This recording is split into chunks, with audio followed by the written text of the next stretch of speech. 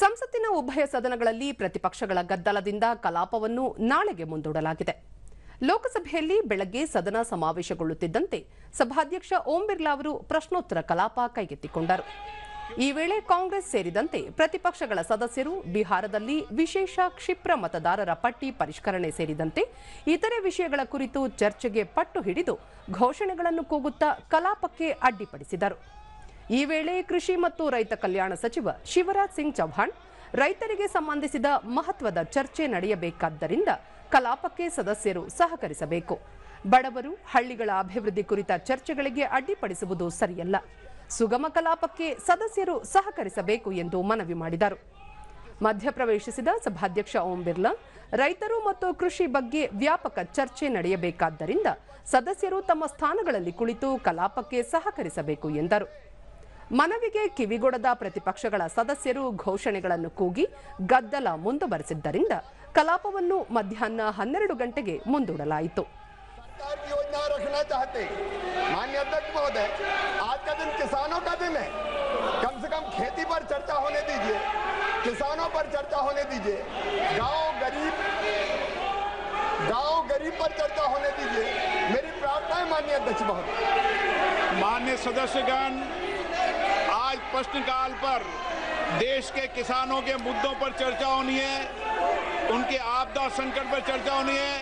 आप प्रश्नकाल नहीं चलने देना चाहते, आप किसानों के मुद्दों पर चर्चा नहीं करना चाहते, आप हंगामा करने तख्तियां लेकर आएंगे. ये सदन की परंपराओं के अनुरूप नहीं है. मेरा आप सबसे आग्रह है, अपनी अपनी सीट पर जाएं, बैठें और किसानों के महत्वपूर्ण मुद्दों पर चर्चा करें, ताकि हम देश के किसान के कल्याण के विषय पर व्यापक चर्चा सदन में कर सके. के लिए नारेबाजी के लिए नहीं है. आप सदन की मर्यादा को बना करके तख्तियां लेकर मैं अलाउ नहीं करूंगा. सदन की कार्रवाई आज 12 बजे तक के लिए स्थगित की जाती है.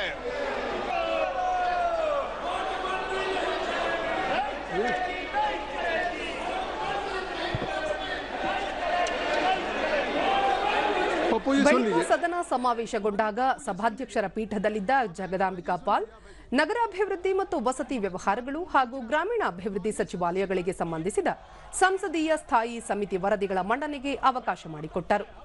ಈ ವೇಳೆ ಕಾಂಗ್ರೆಸ್ ಮತ್ತು ಪ್ರತಿಪಕ್ಷಗಳ ಸದಸ್ಯರು ಘೋಷಣೆಗಳನ್ನು ಕೂಗಿ ಕಲಾಪಕ್ಕೆ ಅಡ್ಡಿಪಡಿಸಿದರು. ಗದ್ದಲದ ನಡುವೆ ಜಗದಾಂಬಿಕಾ ಪಾಲ್ ಸದಸ್ಯರನ್ನು ಸಮಾಧಾನಪಡಿಸಲು ಯತ್ನಿಸಿದರು. ಸರ್ಕಾರ ಎಲ್ಲ ವಿಷಯಗಳ ಚರ್ಚೆಗೆ ಸಿದ್ಧವಿರುವುದಾಗಿ ಸಂಬಂಧಿಸಿದ ಸಚಿವರು ತಿಳಿಸಿರುವುದರಿಂದ ಶೂನ್ಯ ವೇಳೆಯ ಚರ್ಚೆಗೆ ಅವಕಾಶ ನೀಡಬೇಕು ಎಂದರು. ಕಾನೂನು ಮತ್ತು ನ್ಯಾಯ ಖಾತೆ ರಾಜ್ಯ ಸಚಿವ ಅರ್ಜುನ್ ರಾಮ್ ಮೇಘವಾಲ್ ಸರ್ಕಾರ ಎಲ್ಲ ವಿಷಯಗಳ ಚರ್ಚೆಗೆ ಸಿದ್ಧವಿದೆ, ಪ್ರತಿಪಕ್ಷಗಳ ಸದಸ್ಯರು ಅನಾವಶ್ಯಕವಾಗಿ ಗದ್ದಲ ಉಂಟು ಮಾಡುತ್ತಿದ್ದಾರೆ ಎಂದರು. ಗದ್ದಲದ ನಡುವೆ ಕಲಾಪವನ್ನು ಮಧ್ಯಾಹ್ನ 2 ಗಂಟೆಗೆ ಮುಂದೂಡಲಾಯಿತು. ಮಧ್ಯಾಹ್ನ ಸದನ ಸಮಾವೇಶಗೊಂಡಾಗ ಸಭಾಧ್ಯಕ್ಷರ ಪೀಠದಲ್ಲಿದ್ದ ದಿಲೀಪ್ ಸೈಕರ್ ನಿಯಮ 377ರಡಿ ವಿಷಯಗಳನ್ನು ಕೈಗೆತ್ತಿಕೊಳ್ಳಲು ಅವಕಾಶ ನೀಡಿದರು. ಈ ವೇಳೆ ಪ್ರತಿಪಕ್ಷಗಳ ಸದಸ್ಯರು ಭಾರೀ ಗದ್ದಲ ಉಂಟು ಮಾಡಿದರು.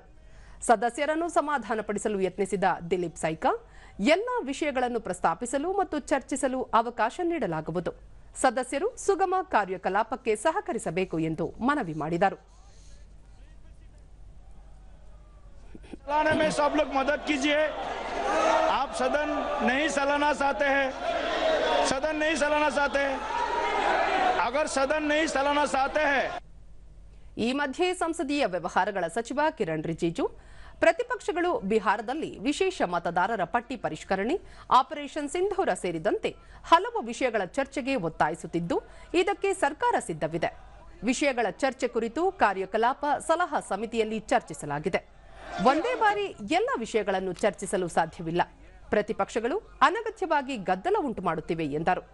देश का करोड़ों टैक्स मनी को आप लोग हंगामा करके बर्बाद कर रहे हैं. जवाब देना पड़ेगा. हम लोग सुबह से तैयार करके आते हैं, बिजनेस लेके आते हैं, चर्चा के लिए हम लोग तैयार हैं. आप लोग सदन का समय बर्बाद कर रहे हैं.